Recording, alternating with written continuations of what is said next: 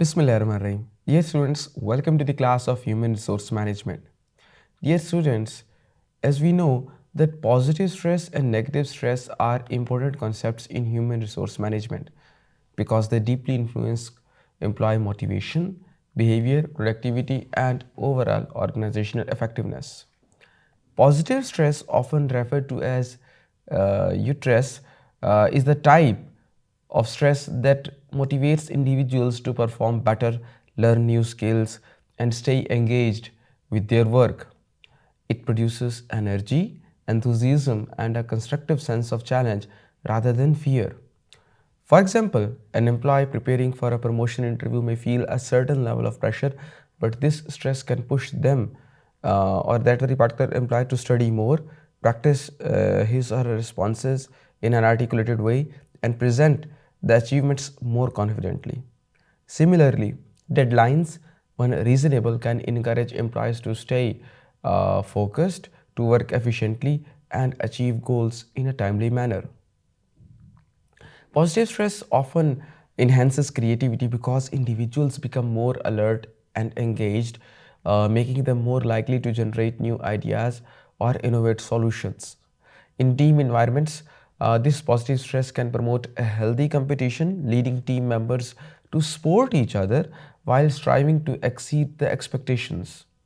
So when employees experience this kind of positive stress, they feel capable and energized, seeing challenges not as challenges anymore, but as an avenues for opportunities to start their growth rather than thinking of them as threats. Negative stress, also known as distress, occurs when the job demands exceed an individual's capacity or ability to cope with, leading to anxiety, frustration, burnout, and reduced productivity. Now, this negative stress drains energy instead of generating it, and it impairs or hampers the decision making ability of the employee, their communication, and job satisfaction. An example of negative stress is when an employee is constantly overloaded with work without sufficient resources or without sufficient support. Now, this can lead to feelings of helplessness and exhaustion, affecting both performance and mental health. Another example is workplace conflict, where persistent tension with colleagues or supervisors create an emotional kind of strain and reduces motivation.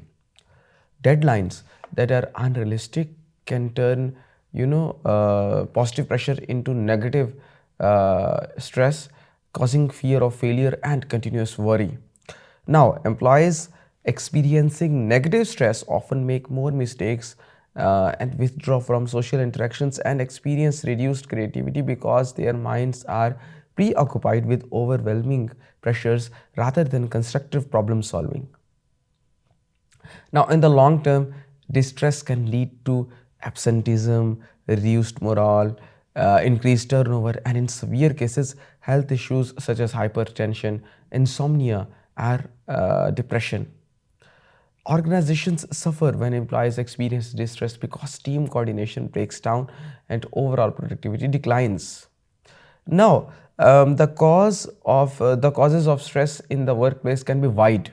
There can be a number of reasons, ranging from like we may say linked to both organizational or personal factors. One major cause of stress is workload imbalance, which occurs when employees have to do much more in a little time frame.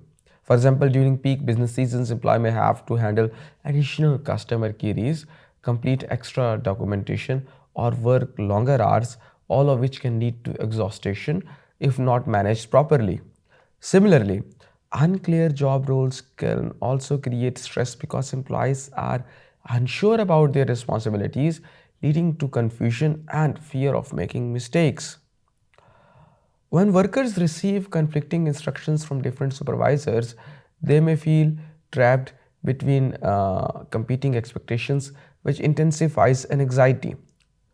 Now, another common cause is the lack of control, which is uh, when one can work without having control on his or her emotions. such as when employees are micromanaged or denied the autonomy to make decisions. This can reduce their sense of competence and increase frustration.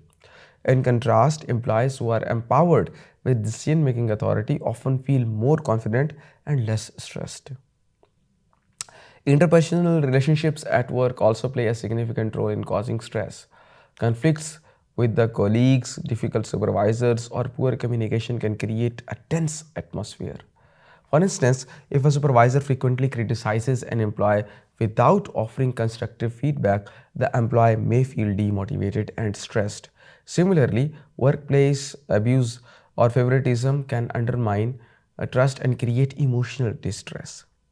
Organizational changes such as restructuring, downsizing, or introducing new technologies can also be a major source of stress because employees may fear losing their jobs or being unable to adopt or adapt to new systems.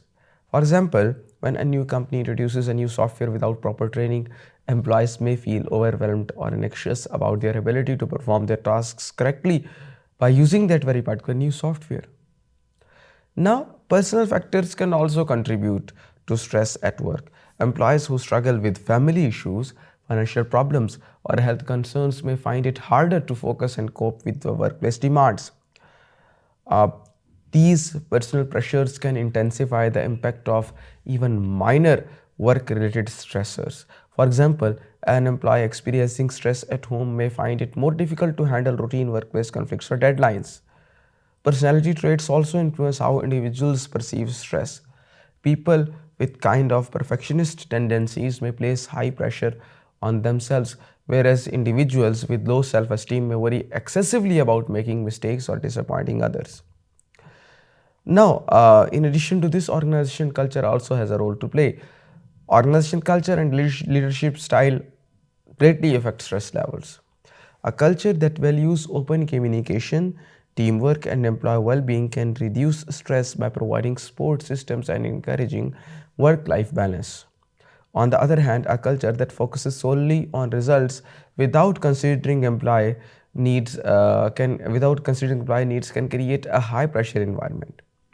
Autocratic leadership styles in which managers make decisions without consulting employees may cause stress by limiting participation and feedback. In contrast, democratic or sportive leadership styles can reduce stress by involving the employees in the decision making and acknowledging their contributions. Poor working conditions such as inadequate equipment, noisy environments, or uncomfortable workplaces also contribute to stress. For example, outdated computers that frequently crash can frustrate employees or slow down their work, leading to stress and missed deadlines. Employees may also experience stress if they lack sufficient training, making them feel unprepared for the tasks they must perform. Additionally, job insecurity is a powerful source of stress, especially in industries that are undergoing rapid changes. When employees believe their jobs are at risk, they may experience constant worry, which affects their performance and well being.